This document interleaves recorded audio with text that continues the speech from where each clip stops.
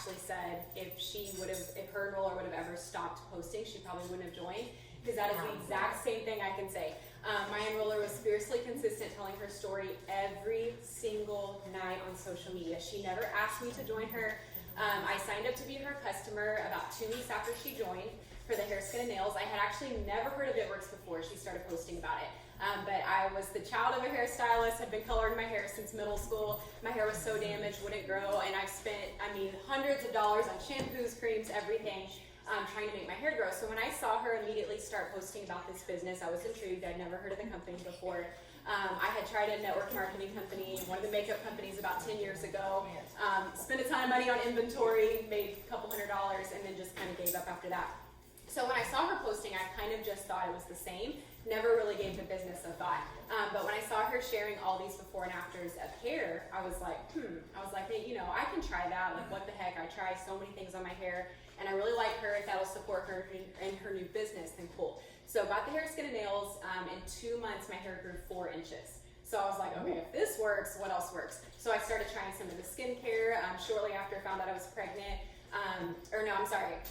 that was several months later. I had just had my 4th baby, and so I was nursing, and so I was like, oh, these would be supplements that would be great, just incorporate to better my health. So I tried the greens and things like that. So started trying several things, and then, guys, I had my 4th baby when I joined. I did just find out I was pregnant. I was like second guessing myself. No, I was pregnant with my 4th baby. So found out I was pregnant. Kept using some things like stretch mark cream, things like that. And then meanwhile, I just kept seeing her succeed. So I saw her go triple diamond in like 7 months, earn $130,000 of bonuses. My husband and I literally kept saying, we're like, do you see like all this money Claire and Brian are making with this company? And we just couldn't get it out of our heads, but we never really actually had the conversation about us joining. And so flash forward, I have my 4th baby. We at this point are in $120,000 of debt. My husband had his own business. And he was never home. He had picked up a second job in the winter because our business was slow, and he literally was gone like 16 hours a day. So I have this, newborn at home. My oldest is 6. I had 4 kids, 6 and under. I was also taking care of my grandpa full time, and I just felt like I was like running on fumes. And when my baby was 8 weeks old, my husband came home one night. It was like 1 in the morning, and he sat down. He was exhausted, and I said, I think I'm going to text Claire and join her team. What do you think about that? And he was like, go for it. If she can do it, so can you. And I was like, okay. So I literally pulled the phone, text her. She was still up, and I joined her team on the spot. She sent me this long message about everything I need to do, making sure I set up an ADBV auto shipment, this, that, and the other. And I was like, cool, done. And I want you guys to hear that, because especially anyone here who's new, we were in $120,000 of debt. I did not question the auto shipment for a second, because I wanted to be where she was at. And I'm like, you know what? We're having to put gas and groceries on a credit card. So if I want this business to work for me, I need to make that a priority too. So I did literally everything she said to do. And I kind of just told myself, okay, I don't know what I'm doing, but I'm a hard worker and I'm willing to learn. If she can do it, so can I. And if this can bring my husband home like she retired her husband, that will literally change our life. And so I told my husband, it was half joking, half serious. I said, I'm going to retire you like she retired her husband. And he was like, go for it. I'm totally down to retire. So I just kept doing everything she told me to do. I had a little bit of a slow start. It took me 4 months to go Ruby. A lot of people that joined that same month as me on her team were going Ruby in like 2 weeks. And I remember having the thought when I went executive my 3rd month, why am I so slow? Like, what's wrong with me? And my husband just kept telling me, just keep going. Like, this isn't a race. Like, just keep doing what she says to do, and you're going to pick your momentum up. 3 months after I went Ruby, I was earning more than my husband was. And so we retired him and brought him home. The next month after that, we were both a double diamond couple. So he was double, I was double. And at that point, we started making a 6-figure income. And our life just really started to change. Flash forward, we went triple on our 1-year anniversary, moved to the beach, and literally just started paying off debt, checking off dreams off our dream board left and right. Flash forward to today, we've paid off that $120,000 of debt. We went ambassador about 2.5 years in, a little bit before our 3-year anniversary. Diamond on our 2.0 now, and I mean, our life just looks drastically different today than it did then. I can say, heard Ashton and Jason say this too, but our marriage is so much better. You guys, never seeing your husband because he's gone all day, and then being in that much debt. If anyone's ever been in that situation, you know how much strain that puts on a relationship. And I really think that It Works has not just blessed our life financially, but it's, truly saved our marriage. It's given us just so much better communication skills, relational skills. But not just that, it's really helped us just see that. I don't remember who said it, if it was you guys or someone else, but my family was very negative when I started. My sister became a customer, but no one else wanted anything to do with it. They actually laughed at me. Several of them blocked me on social media the month I went Ruby and said, "Are you gonna quit already? This is obnoxious. It's embarrassing to the family. People don't like people like you. Like, they hate people in businesses like that." Like, so many things. And I just kept going. And in that moment, I can remember the month I went Ruby when one of my cousins said some awful things. I got in the shower that night. I was crying. My husband walked in and he said, "Why are you crying?" And I was like, "Well, did you not hear the text I just read you that she sent me?" And he was like, "Yeah, but she's never brought any value to your life." He was like, "You don't envy her life at all." He was like, "They're broke. Like, why do you care?" And in that moment, I kind of had this aha moment where I was like, I cannot live for the opinions of others. I can't claim that I want God to bless our life and change our life, but actually still care what other people think. Like, if you live for their applause, you'll die from their criticism. And so in that moment, I made a commitment. I said it out loud to my husband, and I made this commitment to God. I said, "I will not care what anybody else thinks. From this moment forward, I'm unstoppable. I don't care who laughs, like who says what, I'm just gonna keep going." And guys, I've had criticism from all angles, but it's only made us stronger, and it's only just made us persevere all the more. And it makes it that much sweeter when we hit those milestones and we do hit those goals. And what I'll tell you is, God is the one who makes everything right. He is the one who will have the last word. And I just love what the Bible says when it says, "Vengeance is the Lord's." Like, you've got to let that stuff go and just keep going, blinders on and not care. When I went triple diamond, that same cousin called me like 1 a.m. drunk, crying, and just said, "I'm so sorry. I've like literally been losing sleep over what I said to you several months ago." She says, "You guys have done amazing, and I'm so happy for you guys that you guys get to live this life now that y'all never were able to live before." And she said, "Do you forgive me?" And I said, I've already long forgiven you. It's water under the bridge. It's fine." Now, we're still not close now. We don't have anything in common, but I share that story to say, like, the joke will be on them one day. The people that come and say those types of things, you just have to keep going and not care. But yeah, basically, we built our business completely just doing exactly what Ryan Roller taught me to do.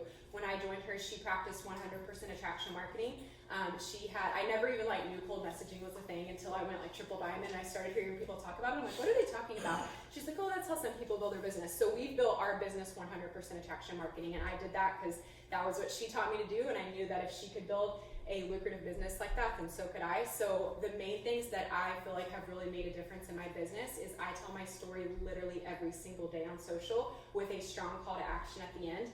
And my accounts are public, so you can go look for examples, but if you go through my Instagram, you will literally see every single day there's something that tells our story in some light, and there's always going to be message me or text opportunity to, and I give my phone number. And literally I would say 9 out of 10 distributors I sign about 10 to 20 distributors a month, and I would say 9 out of every 10 text me the word opportunity. They don't message me on Facebook, they don't message me on Instagram, I just wake up in the morning with 3 opportunity texts. And so I just can't stress enough, if you don't put your number on social, put your number on social. People always ask me "Oh, are you scared you're gonna get weird texts?" I'm like, "No, I've never gotten weird texts. I only ever get people who are hungry for this opportunity."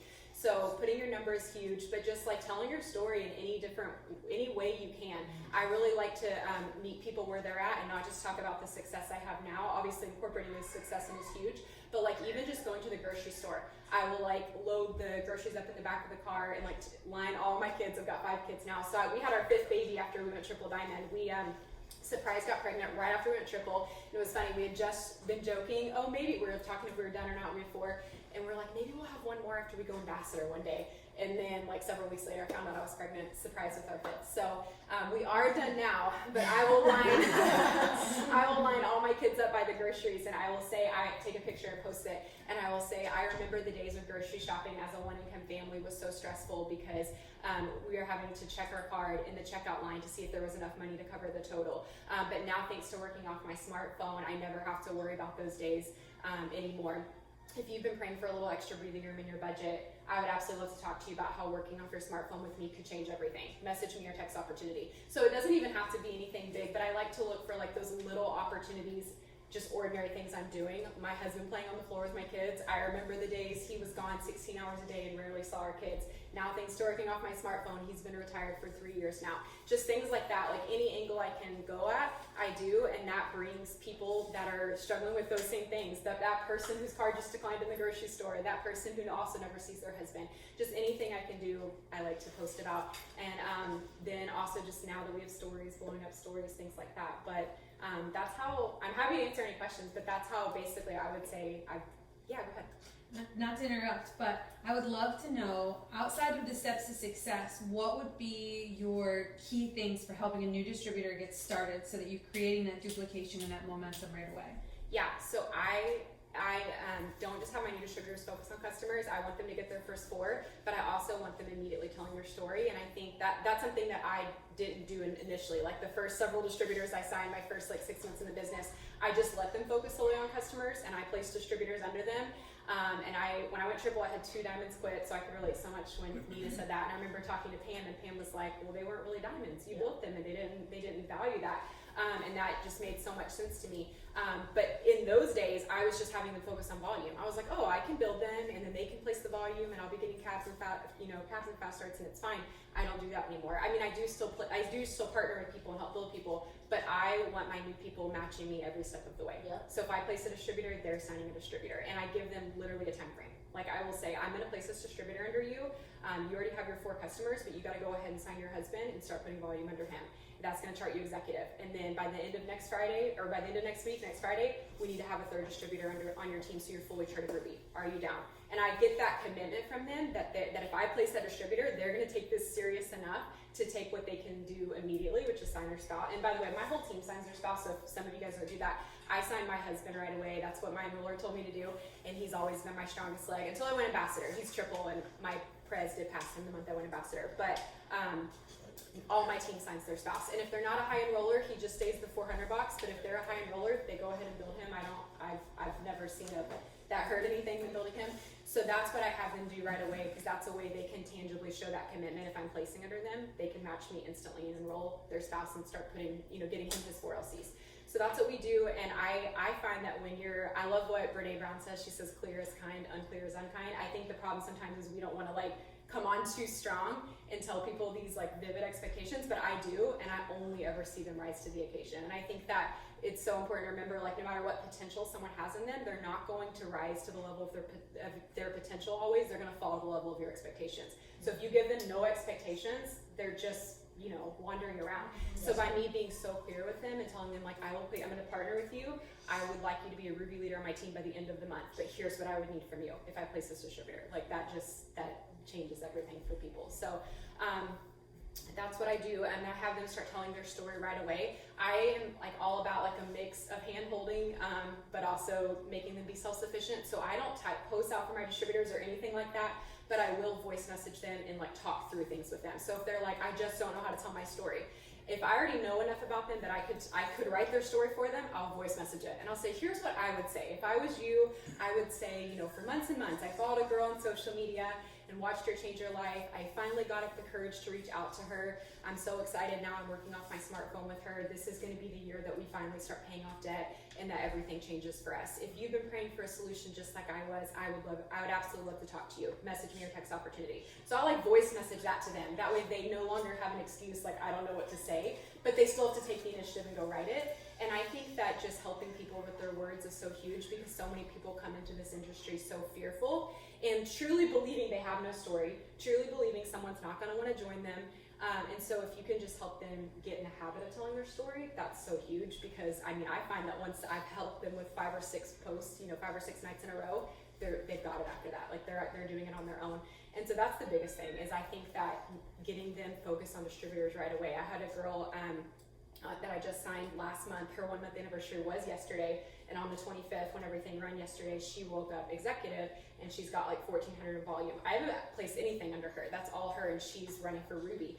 And she didn't even know she was executive. I pulled the first time rank in the E-Suite and saw, and when I voice messaged her and told her how excited I was and asked her to send me a picture to make her announcement, she said, I didn't even know I promoted. I've just been doing everything you told me to do. And so I just think sometimes we underestimate, they really can start signing distributors right away if they will do what we do, but we don't. I think sometimes we're fearful to put too much on them. But I just kind of have the mindset, like I run with the runners, walk with the walkers. If they want to walk and go slow, that's fine. But the people that I know can handle it and they can take everything I'm sending to them, I'm just going to keep telling them everything that I would do. So, yeah. Does anybody else have any other questions? What are some examples of, I know a common thing that you probably hear too is, well, I don't have a big story yet. I'm afraid to share my story.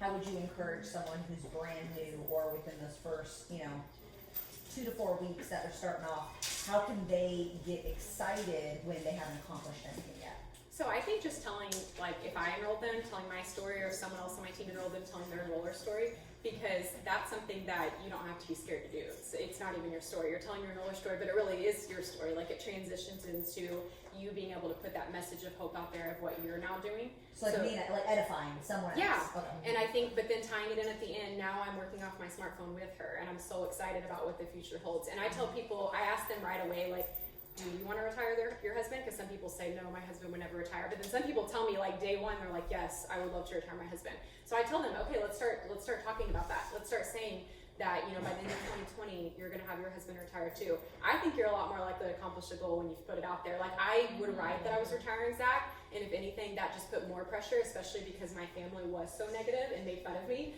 I'm like, all right, y'all are going to be laughing when I actually do. And 7 months in, I retired him. But I'm not saying I wouldn't have if I wouldn't have posted about it, but I do think putting it out there is huge. So that's kind of what my take is with those people who are fearful and don't think they have a story is, you can tell my story, but then we're going to transition at the end. Now I'm doing this with her, and here's what I'm, set to do. And then also just little things, like I was telling one of my new girls the other day, her first check was like $40, and she's like, well, I haven't really made any money yet. What do I say? I'm like, well, you have made money. I'm like, you don't have to say you've made a 6-figure income, but you can say, take a picture of your kids at the park and say, I'm so excited that I get to be a present mom with my kids, but still be bringing in an income off my smartphone at the same time. I never dreamt I'd have an opportunity like this. If you've been praying for something like this, like I was, message me your text opportunity, because you don't have to say it was $40. You're just saying you're bringing in an income, and that's a true statement. So I think sometimes that's a hang up for people, is they're like, oh, I haven't made I've made a negligible amount, like I can't really talk about that, but I think they just overcomplicate that in their head. So yeah. And then for products, I just like having people, simple, share result photos. I think the results sell themselves. When I started sharing result photos consistently as an executive, I started signing 30 customers a month. And literally from an executive to, I would say, like the month before I went ambassador straight, there was only 1 month that I didn't sign 30 customers, and that 1 month it was like 12. And so I just think that sometimes we forget when we get back to basics and we show what the product does, we will enroll from it. And whenever I stop posting result photos, my customers go down. Like I'll only enroll like 10 customers instead of 30. So Do you it's post funny. them in your stories or on your feed? I do them on my feed. I just delete them off my feed 24 hours later because I don't want it to like clog my feed up. But I even put them on Instagram. And like so many people like think they would never do that. But I mean, I have almost 14,000 followers on Instagram. And I mean, yeah, I may lose 10 followers if I post a result photo. But then I'll also get 3 people dropping a coffee emoji wanting info. So I'm like, well, those 10 people that unfollowed me today, if that's fine, you know what I mean? Like it's worth it for me for what I'm gonna gain. And then I just delete it the next morning so it doesn't clog up my feed. But I'm telling you, like the result photos are huge. I think that if we can get back to basic sharing the result photos and getting our team to do that too, and then yeah, putting them in your story with a poll, that is so huge. But I think so often like we get so caught up on wanting everything to be aesthetically pleasing that we forget to show what the product does.